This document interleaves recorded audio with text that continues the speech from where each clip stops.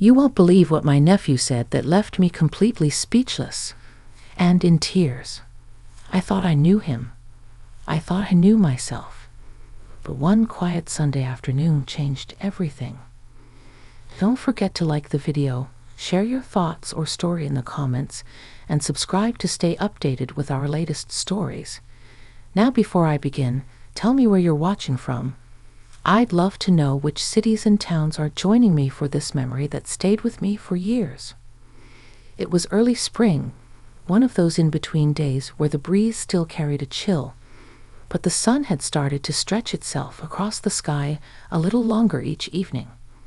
I remember sitting on the porch of my old farmhouse, faded white paint on the railing, wind chimes tapping gently in the breeze, sipping a cup of chamomile tea with honey.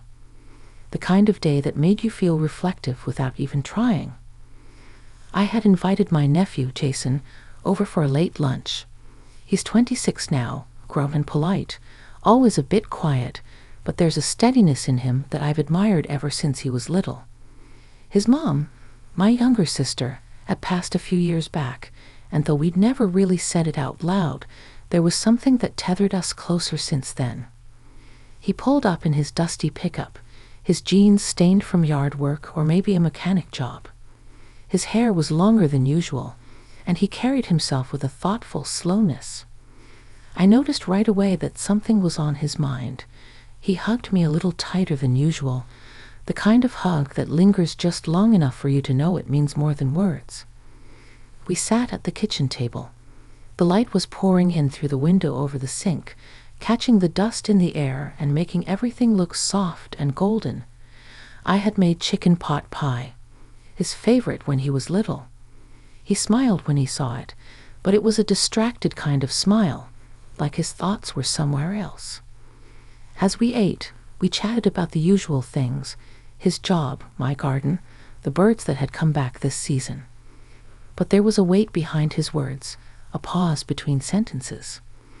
Eventually, he put his fork down and looked at me, his brow furrowed, like he was deciding whether to leap. "Aunt Lydia," he said, his voice quieter than before, "can I ask you something personal?"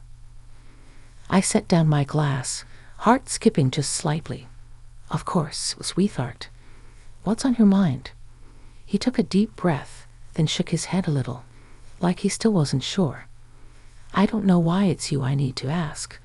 Maybe it's because you've always been honest with me, even when I didn't want to hear it." His eyes searched mine in that way people do when they're hoping for safety in your face. I nodded slowly, giving him the space.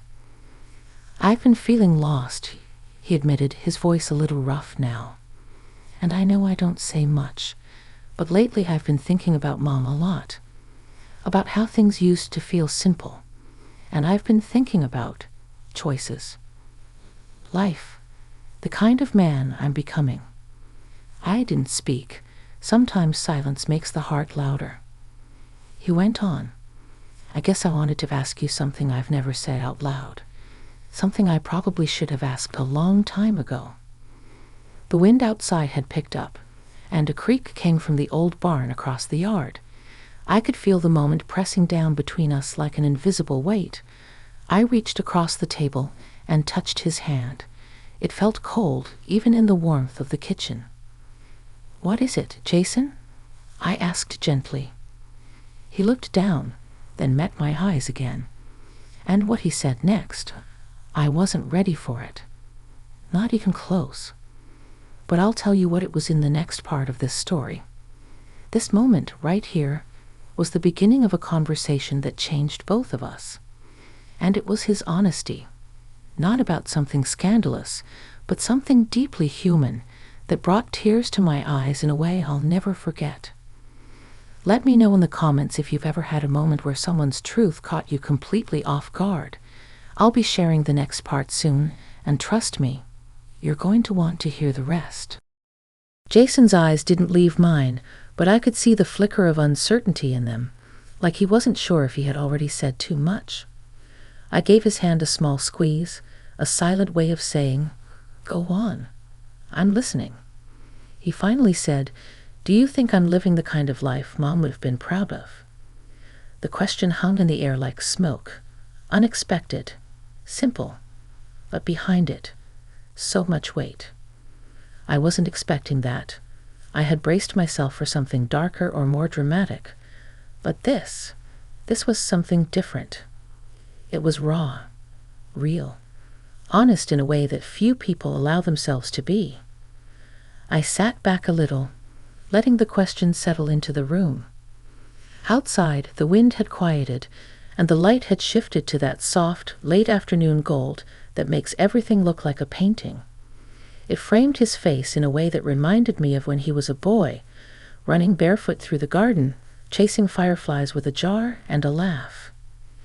"Jason," I said, choosing my words slowly, "your mother loved you in a way that didn't depend on what job you had, or what kind of car you drove, or whether your life looked polished. She cared about who you were becoming, how you treated people, your kindness, your heart." He blinked hard, and I could see his jaw tense slightly. It wasn't an answer to his question, not exactly, but I knew he needed to hear that first. "I know," he said quietly, "but lately I've felt like I'm just drifting.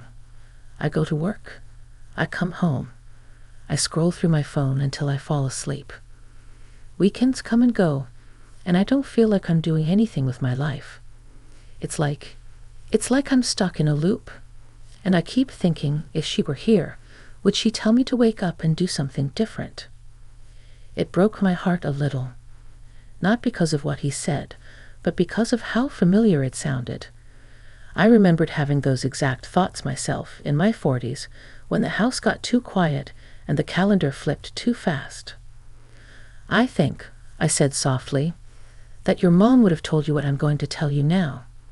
It's okay to feel lost. It's human. Sometimes being stuck isn't the same as being broken. It's just part of the journey. The key is not to unpack and live there." He gave a quiet laugh, but there was something in it. Relief, maybe. "I've been thinking about quitting my job," he admitted. "It pays okay, but it's not what I want to do forever. I've always wanted to work with my hands, maybe start a woodworking business or something. But I keep thinking I'm too late, like I missed the window." That made me smile. "Jason, you're 26. If you think you're late, what does that make me?" He chuckled, rubbing the back of his neck. "I guess I just thought by now I'd have it figured out, and I hate that I don't."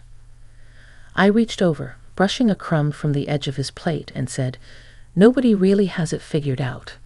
We're all just trying to make the next right choice. And sometimes it takes a long time to hear what your heart's been whispering all along." There was a long pause after that.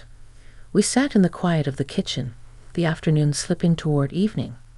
He finally said, "I don't know why, but telling you all this, it feels like something inside me just unclenched, like I've been holding my breath for years." That's when the tears came, not from him, but from me. Quiet, sudden, not loud or messy, just the kind that rise up when someone lets you see their soul, and you recognize the courage it takes to do that. He noticed. "Are you crying?" he asked, half smiling. I nodded, dabbing my eyes with a napkin. "It's not sadness," I said. "It's something else. It's pride, gratitude, maybe even a bit of healing." He looked at me with a softness I'll never forget. "You've always been more than just my aunt, you know. You've been like a compass. Quiet, but steady. I don't think I ever told you that." That was the moment, right there. That's when the tears came harder. Because sometimes the things we most need to hear are the ones we never think to ask for. And just like that, the day had turned, not in a big dramatic way, but in a subtle, powerful shift, like the tide coming in, gentle but unstoppable. Let me know in the comments if you've ever had a conversation that changed you, even just a little. I'd love to read about it. And don't forget to stay tuned, because in the next part of this story, something unexpected happens, something that neither of us saw coming. But it's exactly what we both needed. Later that evening, after the dishes were washed and the sun had slipped behind the treetops, Jason and I moved to the porch. The sky was streaked in deep purples and dusky orange, and the first stars had begun to blink awake. He brought out the old quilt from the back of the couch, and we wrapped it around our shoulders like we used to when he was small and couldn't sleep. There was a calm between us, but it wasn't silence. It was more like a shared stillness, the kind that comes after something meaningful has been said. "I miss being out here," Jason murmured, looking out across the open yard. The old oak tree stood tall in the corner, the same one he used to climb until he was too tall and too grown to pretend anymore. "It's quiet, real. Everything's moving so fast where I live. People are always rushing. And everyone's staring into screens like they're hoping to find themselves inside them." I gave a small laugh. "You don't find much soul in pixels, that's for sure." We rocked slowly in the porch swing. The creaking wood was a sound I'd grown so used to, I hardly noticed it anymore. But that night, every detail seemed sharper, every smell and sound more vivid. Then Jason said something I'll never forget. "I want to come back," he said. "Not just to visit. I mean really come back. Here, to this place." I looked at him, unsure I heard right. "You mean move back?" He nodded. "I've been thinking about it for a while. But I didn't know if it was okay to say it out loud. I didn't know if I'd be welcomed, or if it'd seem like I was giving up on something." There was a heaviness in his voice that told me how much this meant to him. And suddenly I saw it. The boy who used to run through the fields barefoot, who used to pick tomatoes from the garden and sit on the porch steps eating them like apples. Maybe he hadn't drifted from who he was. Maybe he was just circling back to it. "This place will always be home to you, Jason," I said gently. "You don't have to earn your way back here." He leaned forward, resting his elbows on his knees, looking down at the porch floor like it had answers. "I want to build something. With my hands. With my heart. I've been watching videos on woodworking, and I've started sketching ideas. Furniture, mostly. Tables, shelves, things that last. I thought, maybe I could fix up the old barn." The barn. It had been my husband's dream once, long ago, to turn that old thing into a workshop. But life had its way of changing plans. He passed before he got the chance, and since then, the barn had just stood there, quiet, a little sad, holding memories in its beams. I felt a lump in my throat. "He would have loved that," I said quietly. "Seeing you out there, hearing life come back into those walls." Jason turned toward me, his face softened by the porch light. "Do you think he'd be proud of me too?" I reached over, brushing a strand of hair from his face, like I used to when he was little. He'd be proud just for asking the question. The crickets were singing by then, and the night had settled fully around us. In that moment, it felt like time slowed, like the years between childhood and adulthood folded into themselves. Jason wasn't a boy anymore, but he also wasn't quite the man he was going to be. And maybe that was okay. He stayed the night. I made up the guest room, even though he protested, saying the couch would be fine. I added an extra quilt anyway. Before heading to bed, he stood in the doorway of the spare room and looked at me. "Thank you," he said, "for listening, for not judging, for being you." I smiled. That's what family is for. As I turned out the lights and made my way to my own room, I couldn't help but feel something shift deep in my chest. A warmth, a sense of rightness, like the world had nudged something back into place. That night, I lay awake longer than usual, listening to the creaks of the house and the faint sound of Jason snoring down the hall. And I thought, maybe this wasn't just a turning point for him. Maybe it was for me too. Because sometimes we think we're the ones giving support, offering guidance, holding space. But in truth, those moments, they give something back to us as well. Let me know in the comments if you've ever had someone return to your life at just the right time. The final part of this story is coming up next, and I'll share what happened in the weeks that followed, how a broken barn, an old memory, and a brave new plan brought even more change than I expected. Stay with me. The following weeks unfolded slowly, like watching an old photograph develop right in front of my eyes. Jason came back every weekend, and then every other day, until it just made sense for him to stay. He moved into the guest room for good by mid-May. He called it temporary, but we both knew it felt more like a homecoming. The first morning after he officially moved in, he stood out by the old barn with a steaming mug of coffee in one hand and a notepad in the other. I watched him from the kitchen window as he studied the weathered boards and scribbled notes. That barn had sat there quietly for years, gray, slouched, almost forgotten. But now it had someone looking at it with purpose again. That alone brought it back to life. It wasn't just the barn that changed. It was the rhythm of the house. His boots by the door. His laughter in the kitchen. The sound of music drifting in from the back porch when he worked on his sketches late into the night.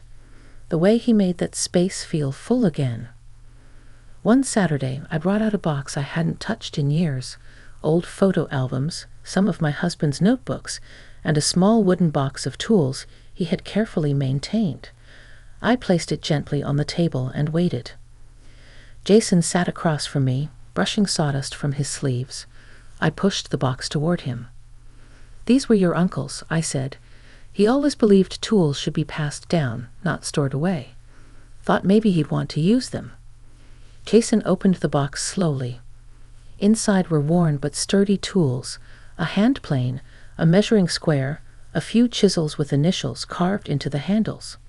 He ran his fingers across them like they were sacred. "I've seen these before," he whispered. I remember him showing me how to hold the chisel without scraping the wood. His voice trailed off, and for a moment we both sat there, suspended between memory and meaning. The next day he started on the barn. It began with clearing out old equipment, dragging rusted tools and rotted wood into piles. Then he worked on the beams, sanding them down and reinforcing the ones that had bowed. I watched from the porch most days, sometimes bringing lemonade, sometimes just sitting quietly nearby. It wasn't long before something magical started to happen. Neighbors stopped by, curious at first, then helpful. Mr. Howard from 2 houses down offered his truck. Miss Janey brought over paint samples. Even the local hardware store owner gave Jason a discount when he found out what he was doing. Bringing back something with history, Jason had told him. Feels like the right thing to do. Within 6 weeks, the barn had transformed. It didn't look brand new. It looked loved. The kind of place where real things were made, where time slowed down and effort meant something. He named it the Hollow Workshop after a line his mom once read to him from a book she loved. Great things grow from quiet places. He carved the name into a wooden sign and hung it above the door with one of his uncle's old hammers. The grand opening wasn't fancy. Just a handful of neighbors, some cookies, lemonade, and a small display of the first few pieces he'd made. Bookshelves, a rocking chair, a small coffee table. But I wish you could have seen his face that day. He stood tall, sawdust still in his hair, but eyes shining like he had finally come home to himself. And maybe that's exactly what had happened. Later that night, just the 2 of us sat under the string lights he hung outside the barn. We didn't say much at first, just sat there, the cicadas buzzing in the background, the smell of pine and fresh wood in the air. "You know," Jason said quietly, "I used to think being lost was the worst thing that could happen to a person." "And now?" I asked. "Now I think maybe getting lost is just the first part of finding something worth coming back to." I looked over at him, heart swelling. "I think your mom would be so proud of you, Jason. Not because of the workshop, but because you didn't run from the question. You sat with it. You let it change you." He nodded slowly. "And you You gave me the space to do that. I don't know if I ever said thank you. For being here. For not trying to fix me. You didn't need fixing, I said. You just needed reminding of who you are. We sat there long into the night, until the lanterns dimmed and the stars stretched wide across the sky like a blessing. And I realized something sitting there beside him. Sometimes we wait for big moments to change our lives. A job offer, a move, a relationship. But the real turning points, they come softly, in honest conversations, in the courage to start again, in choosing to come home wherever that may be. So thank you for listening to our story. If it reminded you of someone or a time in your life when things shifted unexpectedly, I hope you'll share it in the comments. These small moments matter. They shape us. And don't forget to like this video, share it with someone who might need a little light today, and subscribe for more stories like this one. Until next time, keep your heart open and your porch light on. You never know who might be coming home.